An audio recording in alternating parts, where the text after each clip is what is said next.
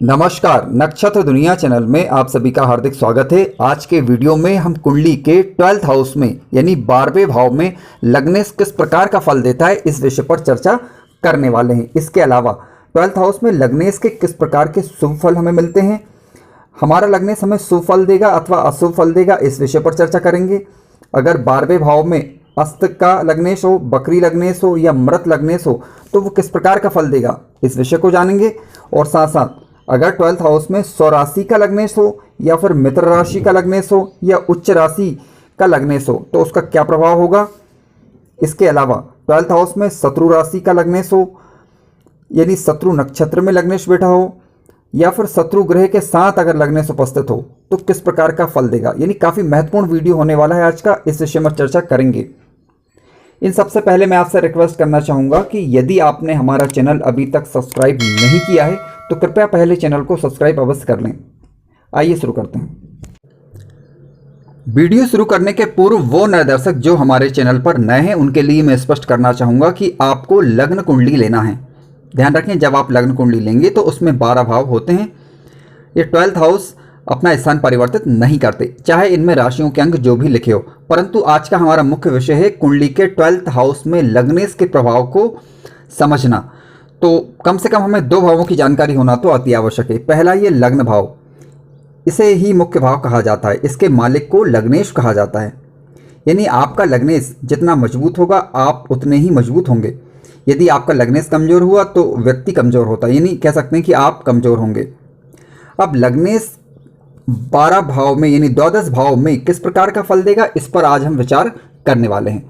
संक्षिप्त में हम समझ लेते हैं, कुंडली के 12th हाउस को व्यय भाव भी कहा जाता है और व्यय भाव से हम विदेश का विचार करते हैं, खर्चे का विचार करते हैं, अस्पताल का विचार करते हैं, जेल यात्रा का विचार करते हैं, मुकदमा, जुर्माना, संबंध विच्छेद, अलगाव, लंबी यात्रा इत्यादि बातों का हम विचार करते हैं। अब सवाल उठता है कि लगनेश अगर 12th हाउस में उपस्थित हो जाए तो किस प्रकार का फल देता है। आइए इस पर चर्चा करते हैं।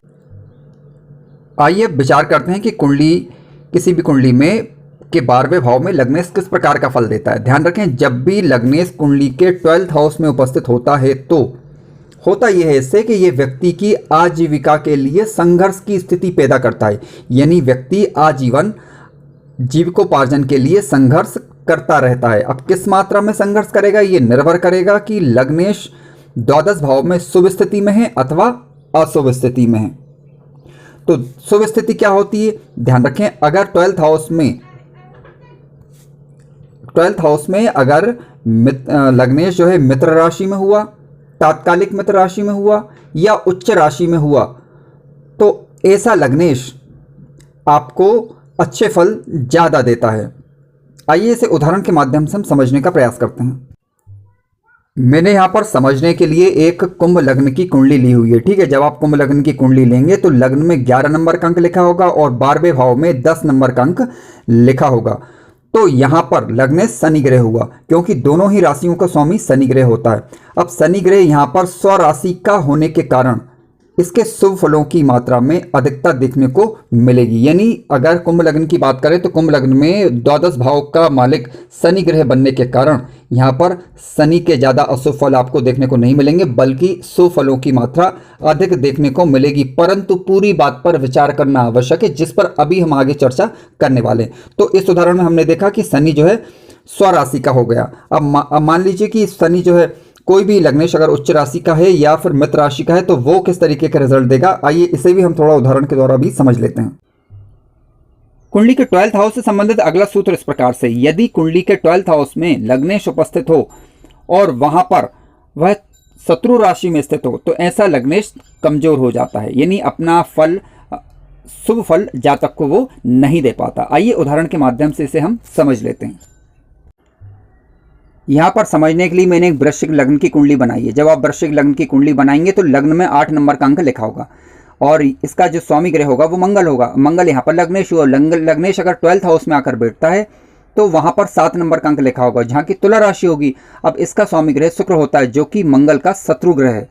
तो यहाँ पर जो है आपका लगनेश कमजोर हो जाएगा। अब इसके अलावा मान लीजिए कि यहाँ पर कोई मंगल का शत्रु ग्रह, मान लीजिए शनि बैठा हुआ है, ठीक है, तो अब ये मंगल और आपका कमजोर हो गया, यानी कह सकते हैं कि मंगल की शुभता में और कमी हो गई। तात्पर्य यह कहने का कि लग्नेश की शत्रु राशि हो, लिखी हो वहां पर, या फिर कोई शत्रु ग्रह बैठा हुआ हो। शत्रु ग्रह का तात्पर्य है कि कुंडली में तात्कालिक शत्रु ग्रह की हम बात कर रहे हैं। आइए अब अन्य नियम पर, या फिर कह सकते हैं कि अगले पहलू पर हम चर्चा कर लेते हैं। लग्नेश अगर 12th हाउस में बैठा है तो आपको यह भी चेक कर लेना है क्या लग्नेश शत्रु राशि के नक्षत्र में बैठा है या मित्र राशि के नक्षत्र में बैठा है। यदि शत्रु राशि के नक्षत्र में बैठा है तो उसके अशुभता में थोड़ी बढ़ोतरी हो जाएगी। अगर मान लीजिए मित्र राशि के नक्षत्र में बैठा है तो फिर उसकी शुभता में बढ़ोतरी हो जाएगी। ऐसा तो नहीं कह सकते हम, लेकिन कह सकते हैं कि वह आपके लिए शुभ होगा। फिर भी ये नहीं कह सकते हैं कि 12th हाउस से संबंधित जो भी शुभ रिजल्ट हैं वो आपको ज़्यादा देखने को मिलेंगे और अशुभ रिजल्ट है वो कम देखने को मिलेंगे। यदि लग्नेश 12th हाउस में बैठा हुआ है तो आपको यह भी देखना होगा क्या लग्नेश पर किसी शुभ ग्रह का प्रभाव है अथवा अशुभ ग्रह का प्रभाव है। तो ध्यान रखें, यदि लग्नेश पर शुभ ग्रहों का प्रभाव हुआ तो लग्नेश जो है आपको सकारात्मक रिजल्ट दे सकता है। ये नहीं बोलेंगे कि उसके नकारात्मक रिजल्ट देखने को नहीं मिलेंगे, मिलेंगे, लेकिन उनमें काफ़ी हद तक कमी आ जाएगी। शुभ ग्रहों का प्रभाव, अब ये शुभ ग्रह क्या होते हैं, ध्यान रखें, कुंडली में लग्नेश के जो भी तात्कालिक मित्र हैं अगर उनकी दृष्टि पड़ जाए या फिर कोई ग्रह जो कि लग्नेश का मित्र है वो आकर वहां बैठ जाए या फिर उसकी दृष्टि पड़ जाए, शुभ ग्रहों की दृष्टि अगर लग्नेश पर पड़ गई तो ऐसी स्थिति में लग्नेश की अशुभता में काफ़ी हद तक कमी हो जाएगी। हालांकि फलों की चर्चा अभी हम आगे करने वाले हैं।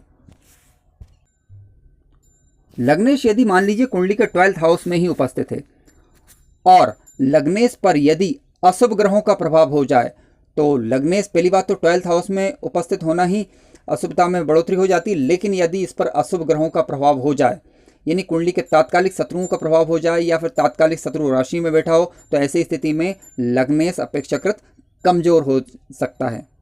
आइए अब हम फलों पर विचार कर लेते हैं।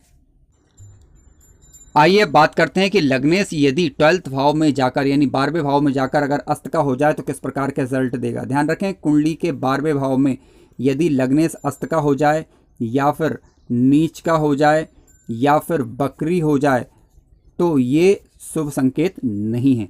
ठीक है, अस्त का ग्रह, नीच का ग्रह या बकरी ग्रह यानी लग्नेश 12th हाउस में पहुंचकर अस्त, नीच या बकरी हो जाए तो उसके नेगेटिव रिजल्ट ज़्यादा देखने को हमें मिलते हैं।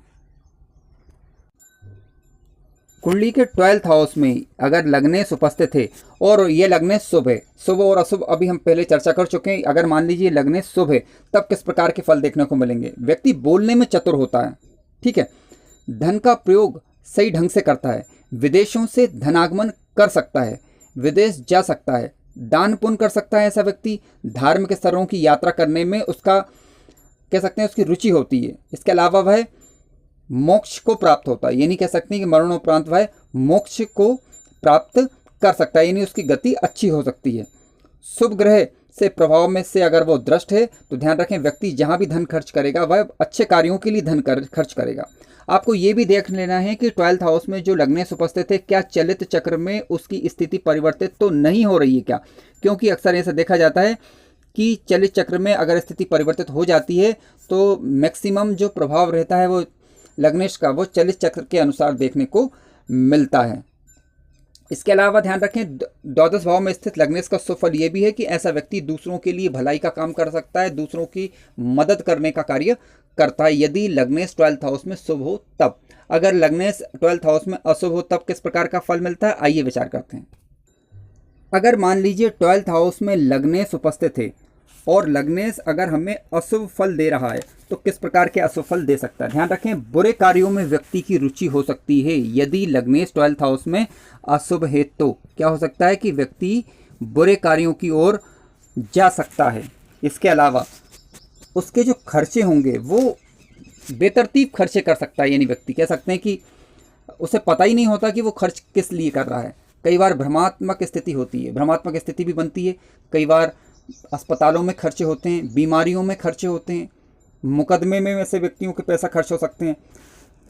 चारित्रिक रूप से ऐसा व्यक्ति गिर सकता है, गुस्सा आना, क्रोध आना,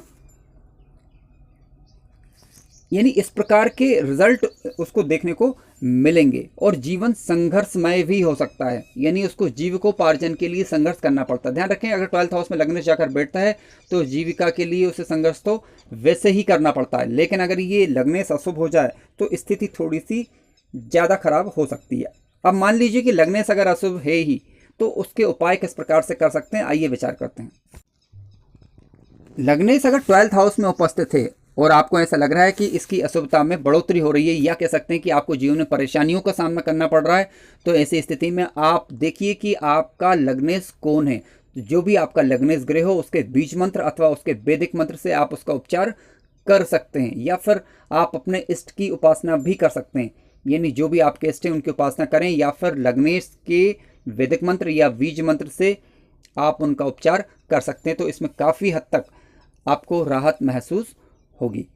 उम्मीद करता हूं कि आपको कार्यक्रम अच्छा लगा होगा। यदि आपको कार्यक्रम अच्छा लगा है तो कृपया चैनल को सब्सक्राइब अवश्य करें, वीडियो को लाइक करें, शेयर करें और अपने विचार कमेंट्स के माध्यम से अवश्य बताएं। धन्यवाद।